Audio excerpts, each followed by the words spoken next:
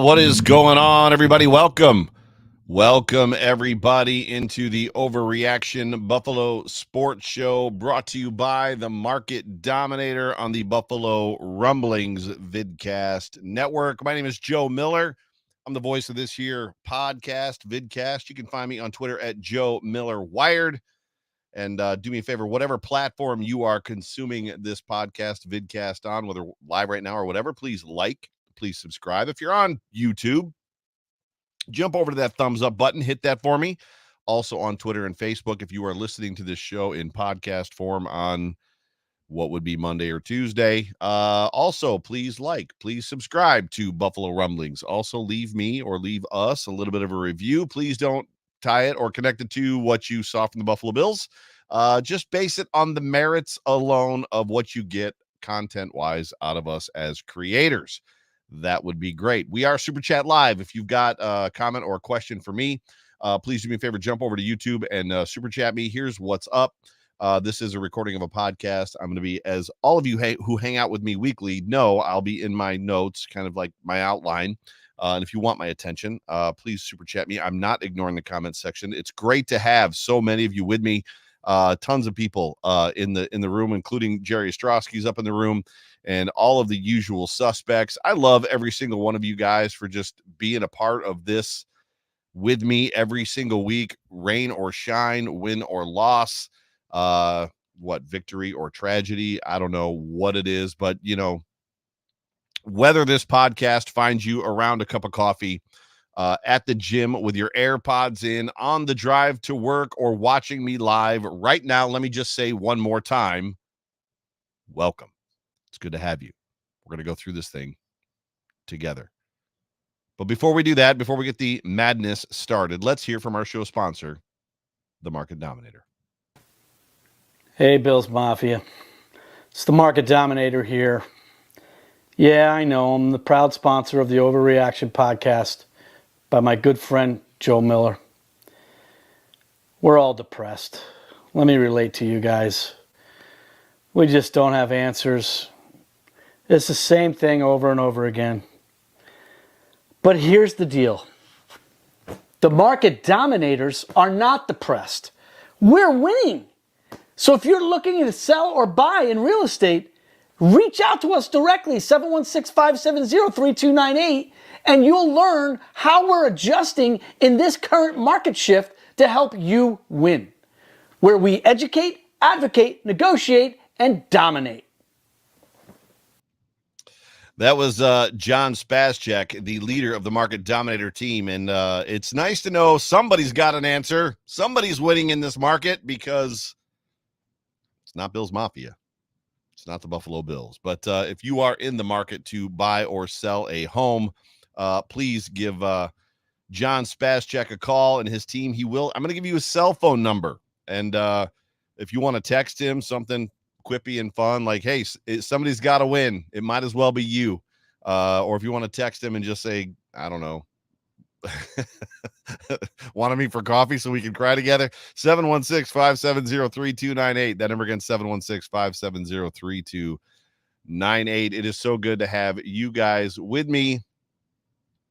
I hope, Bills Mafia fam, all of you in the comments section, all of you, the thousands of you that are going to listen to this in podcast form and watch this back on YouTube, I hope you enjoyed what was a tremendous game with high stakes for the Buffalo Bills and high drama. And if we're looking back at it now, that probably was the Buffalo Bills Super Bowl for 2023. I don't know where you go from here. I'm not saying that the season is over, because it's not. There's 5 games left. The Bills have a bye coming up this week, but the season is definitely on life support. And you just are not going to get a more intense football game as a fan than the game you just watched. I mean, they're already talking about it on Football Night in America as, just a special game, just one of those games that'll go down in history.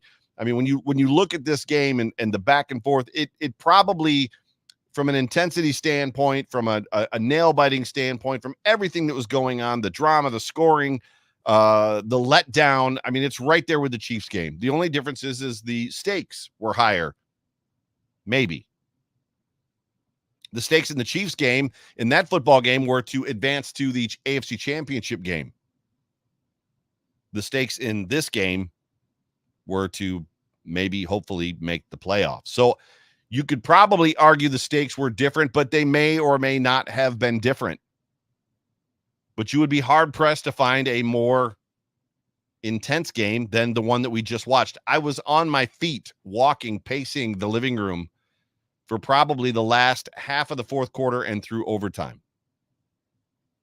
We have our first super chat. Darcy, do me a favor. If you've got a comment that you want to add next, go ahead and add your comment and I'll read that. I appreciate the you being a part of the show, and thank you for the super chat. But like I said, the season is definitely not over. The Bills go into the bye week 6-6 after losing to the Eagles 37-34 and fall to 10th in the playoff seeding. It was a cold, rainy football game in a very hostile environment in Philadelphia. We all know about it. I'm not telling you anything that you don't necessarily know. Philadelphia being one of the best teams representing the NFC, the Super Bowl last year, and they got housed. They got blown out by the Chiefs. I don't think that was much of a game, but they've learned from it. They've come back from it. Record of 9-1 going into this football game with extra players on the field wearing black and white stripes. I said it. I mean, do we really? I'm not going to get into the calls. I would say that most of Buffalo Rumblings does a very good job, as do most Bills content creators, of staying away from, the refs lost that game for us. And I would venture to guess that most of the people even listening to this, while the refs were a very big problem in this football game, the Bills had a chance to win. They had several chances to win. They overcame those problems, and they had several chances to win. But there was no doubt the Bills were fighting the referees as well. More importantly, with the Texans losing on Sunday, the window was wide open for the Buffalo Bills to walk back into a playoff spot, securing their 7th victory. A lot was on the line for this football game. However, more times than not,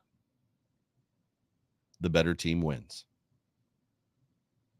And even as I say that, I know there's a lot of you that it probably doesn't make you feel good right now, because you don't feel like the better team won. You feel like the weather, you feel like the refs, you feel like the coaching potentially, that your love for the Buffalo Bills kind of bows its back a little bit. But going into this football game, you knew in your hearts that the Eagles were the better football team. Even I said to several people on Sunday, and coming into this football game, we're going to have 2020, 2021 Josh Allen to win this football game. I tweeted it, and by God, we got it. We got 2020, 2021 Josh Allen. The completion percentage wasn't great, but he played a hell of a game in horrible conditions. It was downpouring at times in this football game. But with everything stacked against them, with the refs, the disparity in the refs,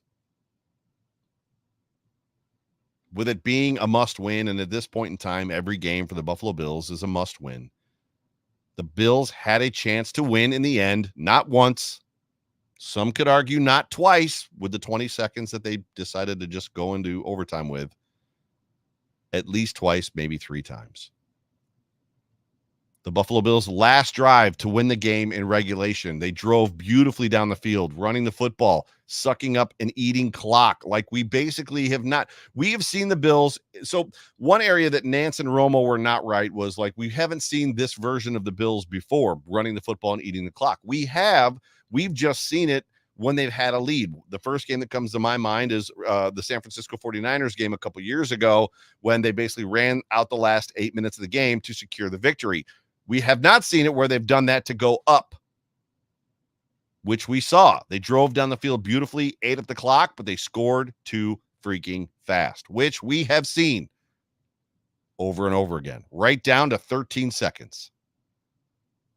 They're up by 3, 1:52 left in the game after a Gabe Davis touchdown, 31-28.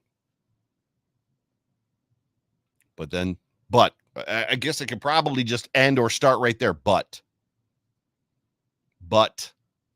the defense let them get into scoring range, and I don't even give a crap what his name is. The Philadelphia kicker didn't miss in the downpour, a muddy field, heavy wet balls from 59 yards. Their kicker didn't miss, unlike ours, twice. Which in this situation, in this case, is potentially the difference in the football game. I'm not here to lay blame, and I don't want to, and I won't, because I like Tyler Bass. This isn't a situation where one person or one part of this football team won or lost the game. In the end, the refs didn't lose the game for the Buffalo Bills. They didn't make it easy, but they didn't lose the game for the Bills. Coaching did. Then the Bills had another chance to win in overtime. And this is where the repeating segment in Bills Mafia's mind should become familiar, right? It should be getting to the point where there's an expectation of what is about to happen, what I'm about to say. Even if you didn't see the game, you have an expectation of what is about to be said. Just like at an earlier moment in this football game, the coaching staff turtled. There's no other way to say it. Played for a field goal after the misread by what was, an anticipation throw. It's an option choice route, as Tony Romo called it. I don't know who to blame. You don't know who to blame. Josh Allen took the blame. Gabe Davis vehemently said in his post-game presser that it was on both of us. We were just not on the same page. There's nobody to blame, but Gabe Davis slammed his helmet down on the bench and was very much dejected on the sideline. I don't know what that means. But even before that, after that play, or even before that, the Buffalo Bills, when they got into scoring range, began to play. You felt it. Don't tell me you didn't feel it. They began to play for a field goal. They began to turtle. We're in scoring range. We're in the opportunity to get points. We can't blow this. Regardless of the fact that your playoff life is on the line. Regardless of the fact that you almost have nothing to lose. Dare I say, we're having a different conversation, a different show if they go for it on fourth down and they miss. Right? At least they tried. But they didn't. Not to mention, even if they miss, the Bills defense has an opportunity to stop them in overtime and potentially give the ball back to the Buffalo Bills. Was it going to be this day? In fact, it doesn't seem like it's any day. And the reality is, with that and that information, and that's the synopsis that I'm going to potentially give you for this game before I kind of get to the stats here in a moment. The time that I get to spend watching Josh Allen play football is a blessing. The time that you get to watch Josh Allen play football for the Buffalo Bills wearing the red, white, and blue and the charging buffalo on his helmet, it's a blessing. And it's my intention, and I've told you guys many times, to not take a minute of this for granted because it's not going to last forever. But my intention is to take joy and appreciation for every single snap that young man takes. Appreciation for every throw he makes or doesn't make. Every run, when we see that big giant kid run up and down the football field and make defensive backs and linebackers and defensive linemen look silly, defying all the odds, basically because he was not this fast in college. He was not this fast in high school. Just who he has become, who he's been charted, every run, every touchdown, and frankly, every interception. He's an all-world talent. He's a leader. He's humble. I know a lot of people don't believe that about him right now, but it's true. He's humble. He takes ownership for what happens on the football field, but it doesn't break the man that he is. He's an ambassador for the city that I am from and the city that I love, and he's better than anyone I could handpick or ask for. Josh Allen is Buffalo. And frankly, he doesn't deserve what Buffalo, as an organization, in my opinion, has given him. he deserves better. He deserves better. And as you move through kind of that sentiment and what I just said, the defense basically let Josh Allen down again. You just watched in real time, live on your television, whether you believe the NFL is entertainment or real, you watched one head coach, what I would dare consider a Buffalo native, a real head coach his team to victory. And another head coach on the opposite sideline for the 5th, 6th, I don't know, 10th, 15th time, coach his team to a loss. How many times does Josh Allen have to walk off of the football field a winner, only to walk to the locker room a loser? Do you think he deserves this? Does he deserve better? Does he deserve help? Does he deserve a coach like Nick Sirianni, who basically, was given a crap sandwich at the beginning of that football game? There was an interception and a fumble, and meanwhile coached his team to overcome the weather, coached his team to overcome the Buffalo Bills, who were laying it on him. And I know that he got help early in that game from the refs. But as many flags as were called or were thrown in the first half, there were barely any thrown in the second half.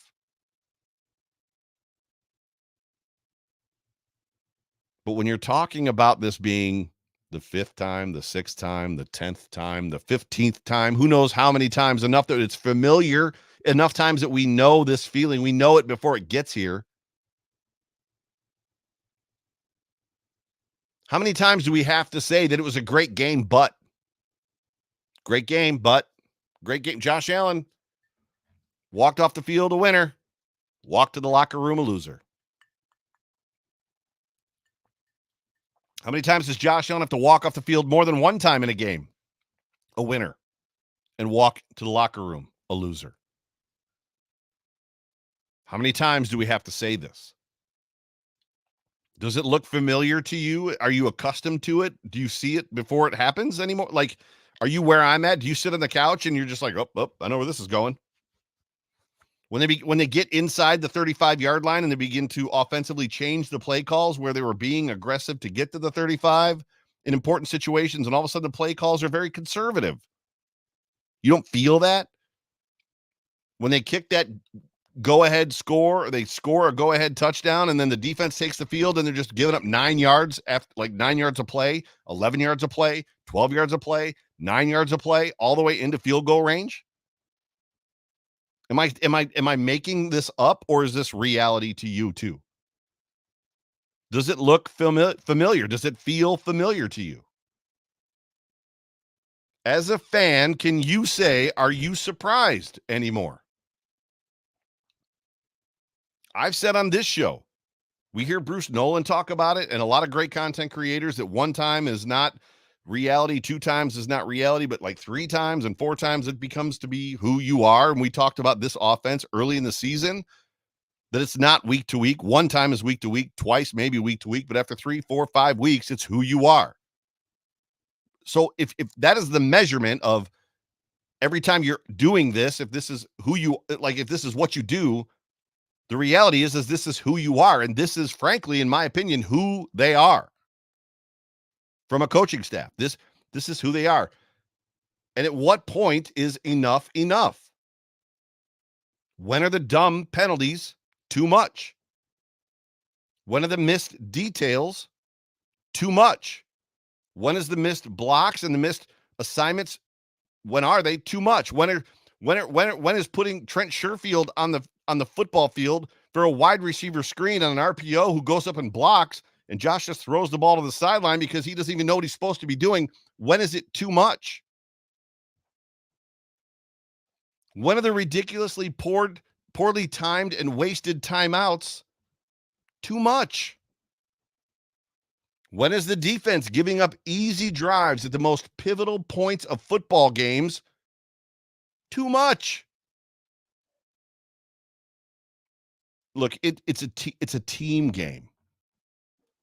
And we have heaped praise. I have heaped praise on this defense all year long. But come on. Come on. Your quarterback is finding himself again. Step the freak up. Somebody make a play.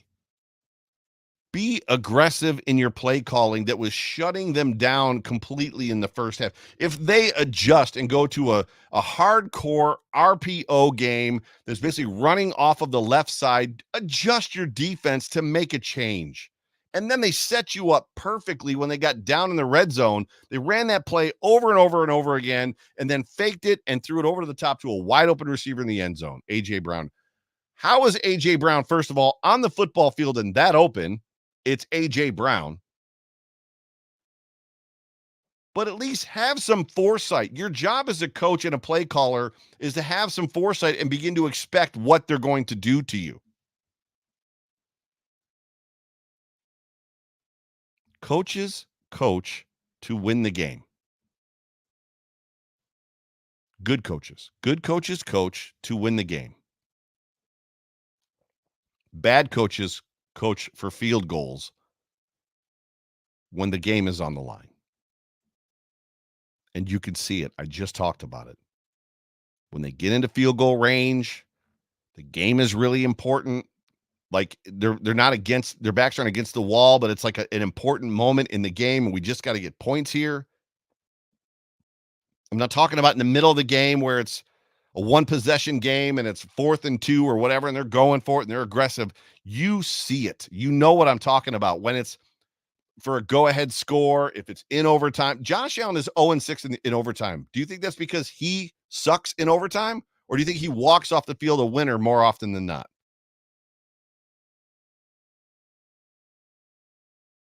You see it.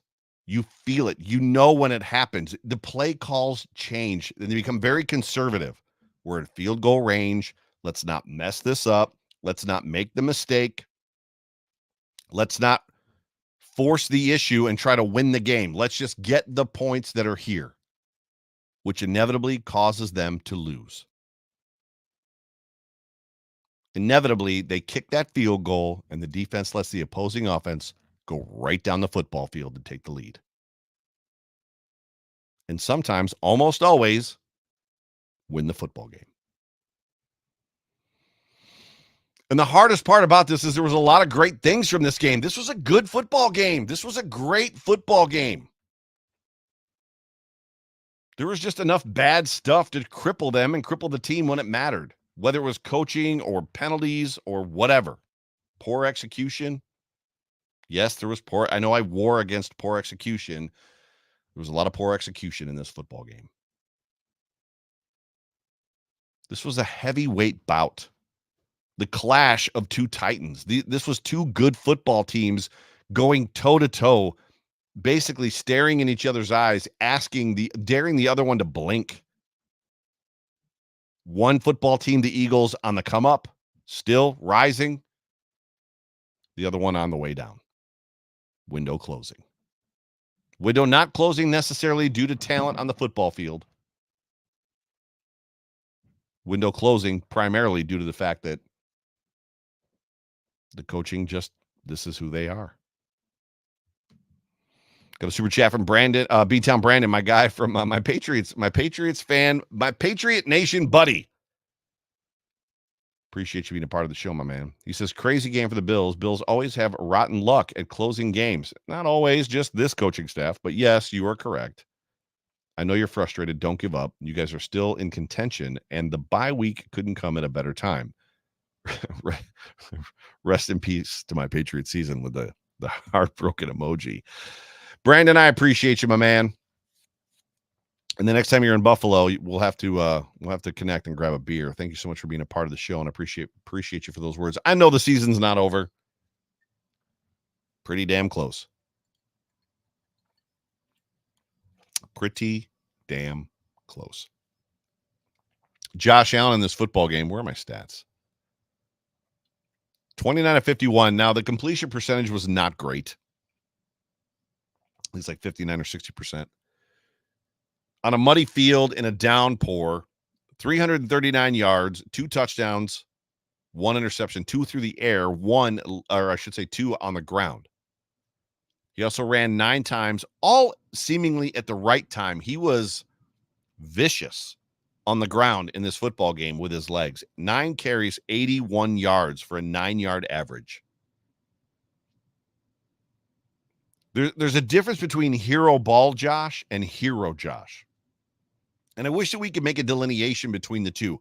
There's a stark difference between hero ball pressing Josh Allen, the guy that the Jets expect to play against, where they effectively drag him down and run him out and slow the game down so much that he feels like he has to put the game on his back and win, and then makes a mistake. Hero ball Josh is not hero Josh, is not Superman Josh. We got Superman Josh in this football game. It was fun to watch. 2020, 2021 Josh. All the right runs at all the right time. He made great throws that hurt the Eagles again in a downpour. As Romo said, more times than not, he aggressively took the check down. The only time that I'm against the check down that he took was when they were in field goal range early. I think it was in the first or second quarter, and he threw the ball 3 yards to Dalton Kincaid. That's not the play you want there. That's not the check down you want on third down when you're in field goal range. Take a risk. I'm not saying put the ball in harm's way. I'm saying send the ball beyond the sticks. Otherwise, more times than not, aggressively took the check down, and it worked. If this becomes an integral part of Josh Allen's game as a quarterback in the NFL, look out. Romo said it. Nance said it. He'll become an unstoppable quarterback unless your defense sucks or your coaching sucks. You almost feel like, or at least I should say, I almost feel like Josh Allen has come out the other side of his slump that he was clearly in as a more mature quarterback who has grown through that valley experience. He went through the darkness to come out on the other side in the light. There were so many plays in this game that reminded you that not only is that guy still in there,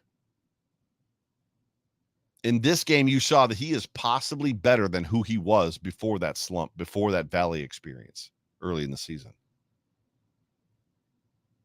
I'm going to appreciate every moment that I get to watch Josh Allen throw the football as a Buffalo Bills quarterback. I'm going to appreciate every moment just as much as I hope that Beantown Brandon, who now understands, he's never heard me say that about Jim Kelly, but now he's like, man, I wish I had appreciated Tom Brady more when he was here, because now Tom Brady's gone. He's got Mac Jones, and I know that Mac Jones is his guy. But at the end of the day, this stuff doesn't last forever. I loved what I saw from Josh Allen today. Loved it. Stephon Diggs in this football game went out injured shortly. Made me a little bit nervous. But he had a solid football game. 6 catches for 74 yards and a touchdown. Stephon Diggs is a legit, bona fide number 1 wide receiver in the NFL. And I'm not telling you anything you don't know. What I want to stress with the information that I'm pretty much giving you, and I think I've got it in my notes later, is the Buffalo Bills did not lose this football game because of talent. Stephon Diggs is every bit as good as A.J. Brown. Every bit. You would be hard-pressed to find wide receivers in this league situationally all the time that are better than Stephon Diggs. So this is me giving an appreciation shout out to Stephon Diggs as the wide receiver 1 for the Buffalo Bills. Now let's talk about Gabe Davis. Gabe Davis led this game for the Buffalo Bills again in receptions. 6 receptions for 105 yards and a touchdown. Gabe had himself a game. Regardless of the last play that we're going to remember, which was the anticipation play, the option choice route that they missed on, Gabe had a good day. And here's the thing. Consistency is the issue with Gabe Davis. He disappears way too much for way too long. I don't know if it's game plan related. I don't know if it's work ethic related. I don't know if it's Josh Allen related. I don't know why. I don't know if it's Gabriel. We will never know why Gabe Davis disappears for 2 games and shows up and has a 100-yard day where he's a legitimate number 2 wide receiver. We will never know. All I do know is that the football team, this offense is better. Josh Allen is better when he is a part and active in the game plan. Now, before you jump on that, as I told you, Gabe Davis was good, and Joe is with me now in that Gabe Davis is a true number 2 wide receiver. I'm not saying that. As much as Gabe Davis as an active, legit part of the game plan makes Josh Allen and this offense better, I'm not saying that that's because of Gabe Davis. The issue for me is about having a true number 2 wide receiver. I'm not sure that Gabe Davis is a true number 2 wide receiver. Emmanuel Sanders was. John Brown was. And when Gabe Davis shows up in these football games, he's taking on that role that Sanders was in, that John Brown was in. And it makes this offense better. However, I'm not about to give him $96 million like Christian Kirk got 2 years ago. And if you're ready to give him that, you're insane. I don't care how good he, quote unquote, is at blocking. Another super chat from Carlucci. Carlucci, thank you so much for being a part of the show. So many brutal losses this season. McKenna and I, my daughter, were just talking about this. She was like, "How are we this good?" She says. She's looking at the playoff picture as the Bills are now in 10th. And she's like, "How are we going toe-to-toe with the NFC champions from last year and probably the NFC's Super Bowl representative for this year? How are we toe-to-toe with this team and in like 10th place?" I said, because of stupid losses against the Patriots, the Jets, and the Broncos. Coaching. It's coaching. We are 6-6, in my opinion, because of coaching. But sorry. Super chat. 3 games is a trend. I really like what I'm seeing from Joe Brady so far, just the personnel changes alone. Yes, 1,000%. There's a lot of people ready to crown Joe Brady. Let's give him one more game, maybe 2. And we'll see. Getting back to just what I liked from this football game, Cook, Murray, Johnson, this Ty Johnson kid, man, I want to see more of him. I don't want to see more of him at the expense of James Cook. And I know that James Cook is riding this really, really strange rail right now between, being dominant and being in the doghouse, alliteration aside. This Ty Johnson kid next year, James Cook and Johnson, give me that all day. Give me that all day. James Cook was 16 for 43 yards. Not great. Latavius Murray was 9 for 30. Not great. Ty Johnson was 6 for 19. Not great. But where it was great was when it mattered. They slammed that defensive line in the face so many times that when it mattered in the end, they were putting on yards. This run game that the Bills have constructed with this offensive line is for real. You watched them wear down a great defense, and in the end, it paid off. And frankly, a good, balanced, efficient run game with a dynamic, dominant quarterback is a recipe for winning. If you can play defense. And it just seems like, you know what's interesting? I'm just now thinking about this right now. I listen to the pressers every time before I do this show, obviously, which is part of the reason for the buffer between the time that the game ends and the time the show starts, is so I can get my outline together and so I can listen to pressers. In a situation where the offense scored 34 points, I didn't hear Sean McDermott, whose defense gave up 37, talk about consistency or complementary football once. Did the defense play complementary football today? I don't think they did. Anyways, if you've got a dominant run game with a dynamic, dominant quarterback, efficient run game with a dominant, dynamic quarterback, it's a recipe for winning. Just play some freaking defense. Story of this football game, at the end of the day, Philly's a better football team than the Buffalo Bills. They're a better coach team, and it showed in this football game. Again, they don't have more talent. I would argue with just about anybody that the Philadelphia Eagles do not have better talent on their roster than the Buffalo Bills. They've just got better coaching. The Bills fought the refs and the Eagles. They took a 10-point lead. Then the interception happened, and the defense just couldn't hold and they basically let the Eagles back in the football game. That interception was untimely. It was unfortunate. Josh Allen talked about it in his presser that they basically did a disguised coverage. Josh didn't see the defender there, even though Steph, he said, ran a great route. The defender just cut him off. And from that point on, it was a dogfight, one that the Buffalo Bills defense wasn't up to. One stop. They make one stop in that inside of that sequence. We're having a different conversation in this for this show. All they got to do is make one stop. One more stop. I think they did make one. And we're just talking about a conversation or a game where we're just all too familiar with the outcome. On the other side, talking about coaching, the Eagles started flat. Weather was not great. They got some help from the refs. Whoop-de-doo. Made some mistakes early. Interception, fumble, down by 10 points. But they recovered. They adjusted. And they showed why they're a Super Bowl team. And the Bills are not. I said it. I said the inside parts out loud. They showed why the Philadelphia Eagles are a Super Bowl team and the Buffalo Bills are not. They're not a Super Bowl team because Jalen Hurts is like better than Josh Allen. They're not a Super Bowl team because A.J. Brown, where was A.J. Brown's numbers in this game? 2 seconds. Eagles, A.J. Brown, who had 5 catches for 37 yards. They're not a Super Bowl team because A.J. Brown is better than Stephon Diggs. They're not a Super Bowl team because DeAndre Swift is somehow better than James Cook. They're not a Super Bowl team because Jalen Hurts is better than Josh Allen. They're not a Super Bowl team because their defensive backs are better than the Bills' defensive backs. They're not a Super Bowl team because their special teams is better than the Bills' special teams. They don't have better talent on that roster than the Bills do. They're a Super Bowl team because their coaching is better. Period. And they showed it in this game. Glaringly showed it.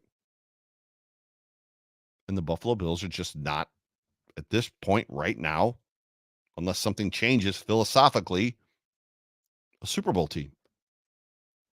They haven't made any Super Bowls. They don't show any signs of going in that direction. They're showing signs of going in the opposite direction.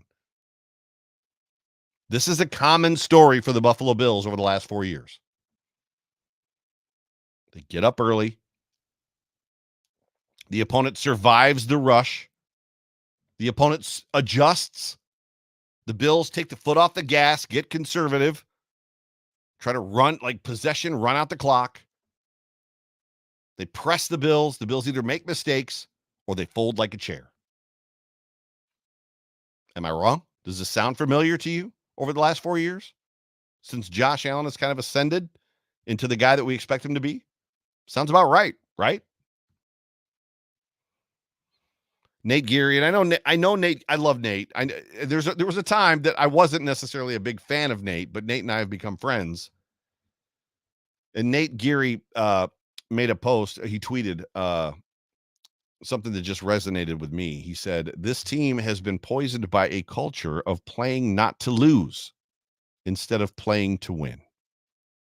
You could stop right there. I'm going to read that again. This team has been poisoned by a culture of playing not to lose instead of playing to win, which works, he says, when your franchise is in a 2 decades long spiral, basically downward. But that philosophy of playing not to lose only gets you so far. They have reached their ceiling, and this coach, and I sincerely hope ownership doesn't waste another year of Josh Allen's prime with this guy. That's a bold statement. It's a bold tweet for a guy that basically is on the Buffalo Bills flagship network. But dare I say he's right. I don't want to jump off the Sean McDermott bandwagon, but I'm at the point where 3 times is a trend. What is 15?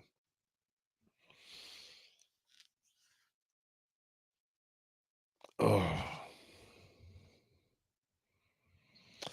The story of this football game is a story that we have watched play out a lot. And I fear it's a story that we will continue to watch for years to come, maybe even for the rest of Josh Allen's prime career as an NFL quarterback. Walking off the field a winner, walking into the locker room a loser. I just don't want to see it. That's not what I want for the kid. He deserves better. That's what it comes down to. It's not even a situation of Bills Mafia deserves better. He deserves better. I sent a tweet out from the Overreaction handle, the Overreaction Buffalo handle. And if you're not following Overreaction Buff, I would ask you to do so at Overreaction BUF. There's a bunch here.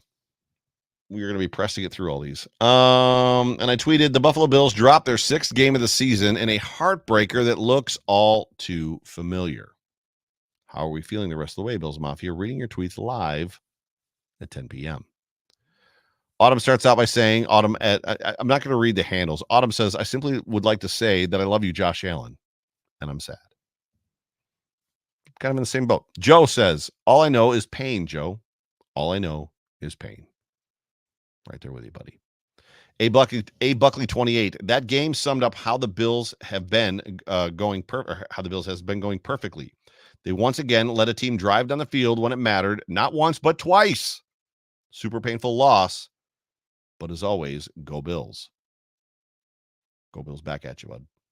Scottish Bills Mafia Jason, who was in town last week, all the way from Scotland. It's hard to win when the refs ignore blatant calls. It's hard to win when you don't make clutch plays. If you can't finish off teams, you're going to lose close games. The Eagles were always going to be tough to beat, and we didn't deserve to lose, but we were just not good enough to win.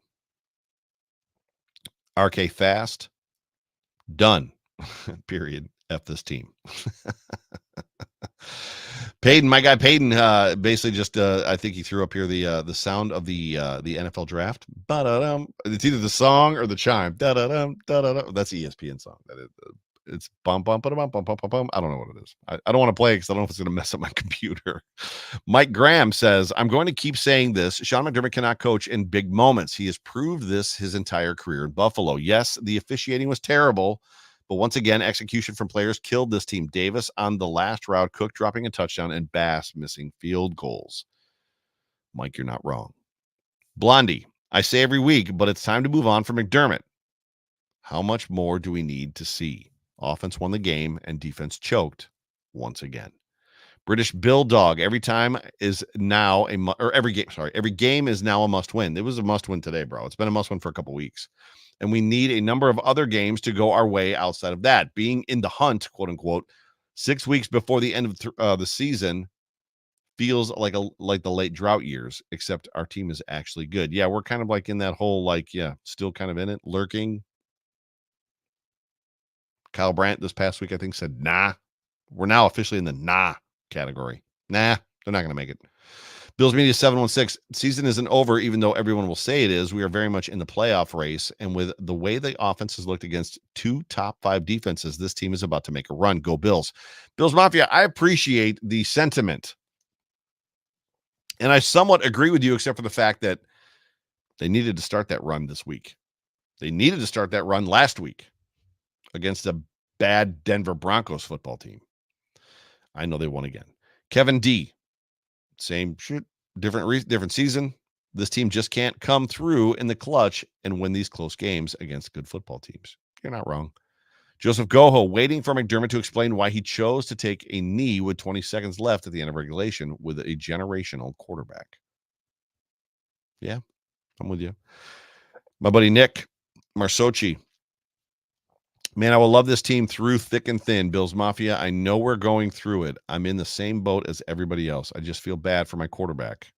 where I'm at the point where I don't want to see us win a Super Bowl if he's not the quarterback. Same, buddy. I love that.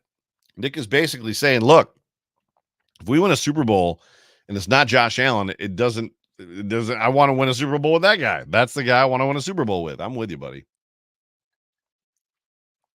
100%. Xavier Stutz should have left McDermott in the locker room at halftime with Josh's ripped jersey. We're on to the draft. C-Dub, Bills Mafia, refs are horrible. I know people will be knocking McDermott for another close loss, but it could be worse. Bills took the best team in the league to overtime in Philly in the rain, and not too shabby, really. The glass is half empty, folks, are interesting to me because is the glass half empty when you miss the playoffs? This team, this talent, this roster, this quarterback, is the glass half empty, half full? Is the glass half full when this team misses the playoffs? I don't think so. Oh, we're going to go into the draft, or we're going to draft more talent. We're going to get another Dalton Kincaid. Like, the glass is half full. I don't get it. If the Buffalo Bills, this version of the Buffalo Bills, miss the playoffs, it's a colossal miss. Huge whiff. They're going to give up a playoff spot to teams that are called the Pittsburgh Steelers and the Cleveland Browns. Those are teams they're going to give up playoff spots to. Josh Allen and the Buffalo Bills, coached by Sean McDermott, are going to give up playoff spots to the Browns and the Steelers. Huge whiff. Jackie Broder. If someone tells you over and over who they are by their actions, eventually the words they say come to ring hollow. I love Sean. I really do. I'm in the same boat, bro. I'm absolutely sure he has turned this franchise around, and he is truly a good human. Also, now absolutely, it's time for him to move on. I think that's where we're at. Just Say No to Turf says, where to start? It's like the Jaws trailer. Just when you thought it was safe to watch the Buffalo Bills again. Hated the refs, hated that we let them back into it, hated the 20-second cop-out, hate it's another close loss versus a good team. Always the bridesmaid, never the bride.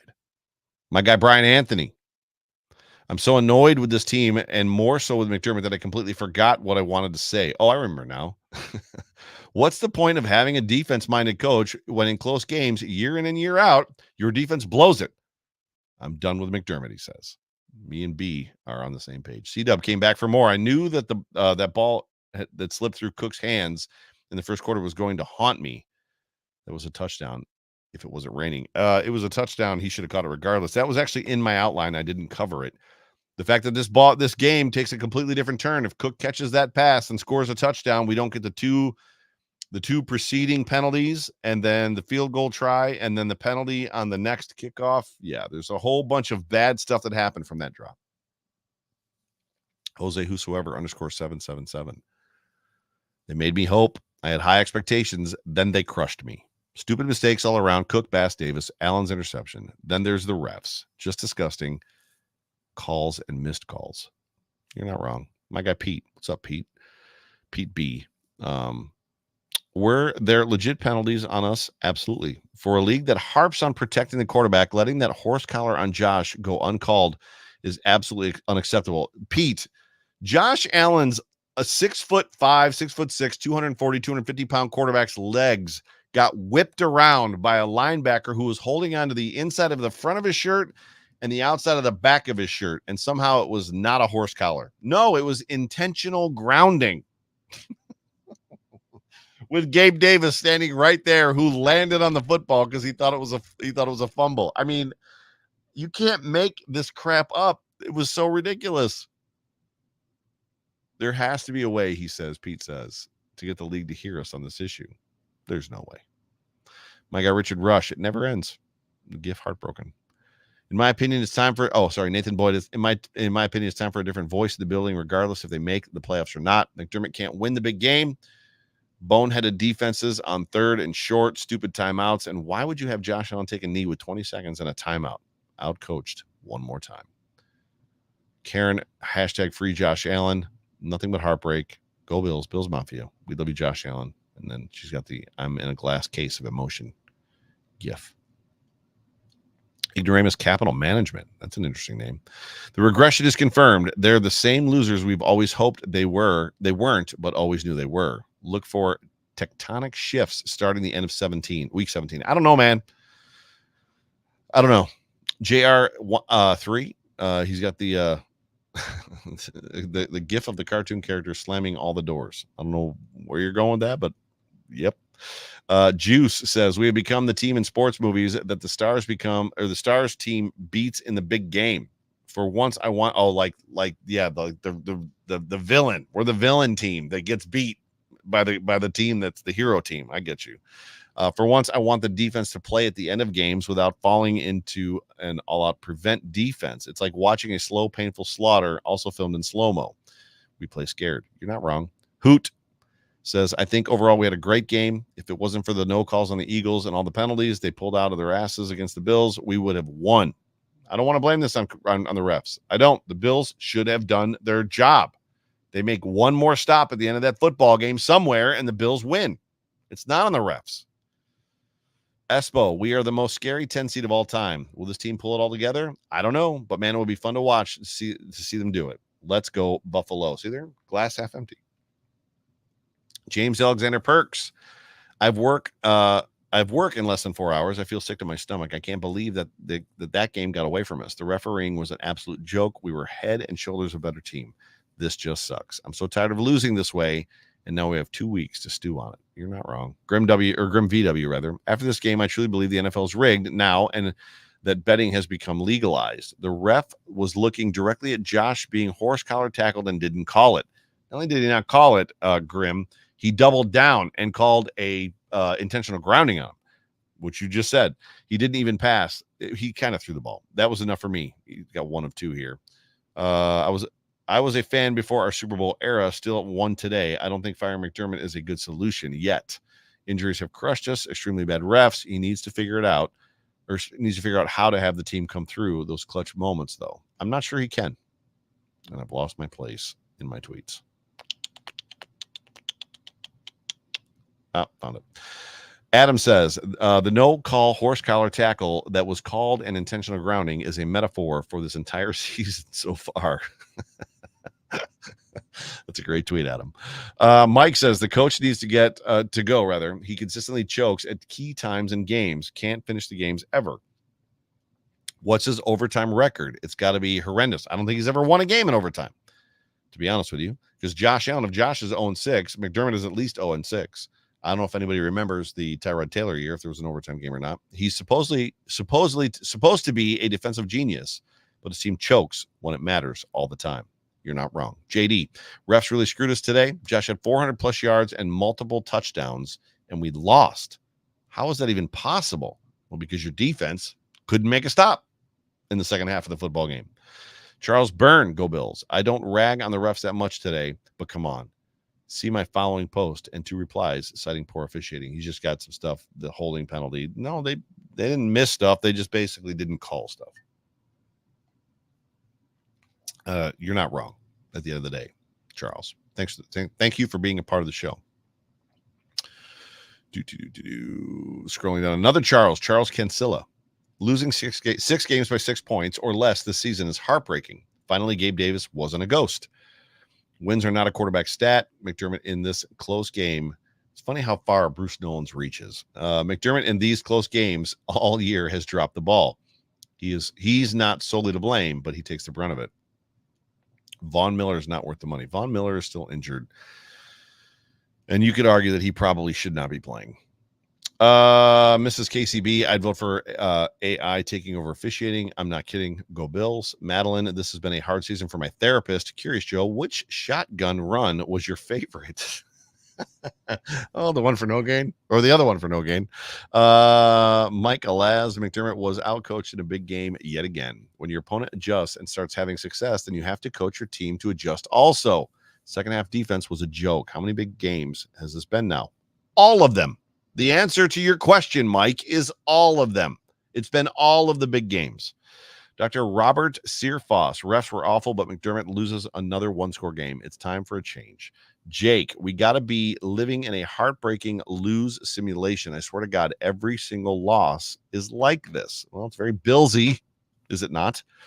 Michael Mix, Buffalo is a lot of new names. Getting in the fray here for the Overreaction tweet fest. Michael Mix, Buffalo is never going to win any high leverage games with McDermott at the helm. The guy always falters when it matters most. It seems like that. Elijah, we missed the playoffs this year. The question is, do they solve the problem in the offseason? Elijah, I'm afraid they won't. Buffalo Barb, I'm heartbroken. I'm brokenhearted. I read that backwards. I'm brokenhearted with the broken heart emoji. Johnny O, this coach's time has come to an end. Time for him to go. McDermott is he's firmly lost the fan base. It'll be interesting to see if he holds on to the locker room. Logan Stolberg, our season is over. Leon B, 500 team. They are who we thought they were, as the gif he's got there with good old Denny. McDermott, American Patriot. McDermott has to be fired. He coaches them out of victories. Wow. Beebs 25, F McDermott, but he used the real word, the F dash word. I got a couple more for you. James, loss via the refs. I disagree. This game was so blatantly wrong. Who's going to hold them accountable? How does this change? Yes, we had mistakes, but man, oh man, were the calls painful. And they were. I do believe that is the very, very last tweet that I have from the Overreaction Buff Twitter handle that Savage Trish, so awesomely runs for me. You guys are up in your feels, and I can't say as I blame you because I am up in my feels as well. We are at the end of the show. I appreciate all of you guys being a part of this. I appreciate John Spazchek and the Market Dominator team for sponsoring this madness. When the Bills lose and I'm doing my outline, I don't want to do this show. I literally am trying to convince myself of some excuse, some reason. I'm sick. I've lost my voice. I've got diarrhea. I don't even know to not have to do this show. Like, give me, or the house is on fire. My dog ran away. But after I'm done, without a doubt, talking to you guys and being here with all of you, I always feel a little bit better. I don't know where this road is taking us. I don't know that it's to the playoffs. But I want you guys to know that we are on this train together for better or worse, and I appreciate every single one of you. I love you, Bills Mafia. I love you, Josh Allen. I love the Buffalo Bills. And I'm sorry to my daughter for making you a Buffalo Bills fan. Enjoy the couple weeks off. I don't know if there will be a show next week or not. We will see. Maybe I'll have a special guest. Stay tuned. But until next time, ladies and gentlemen, you have been tuned into, if you will, the Overreaction Buffalo Sports Show, brought to you by the Market Dominator on the Buffalo Rumblings Vidcast Network. My name is Joe Miller. You can find me on Twitter at Joe Miller Wired. I'll talk to you soon. Go Bills.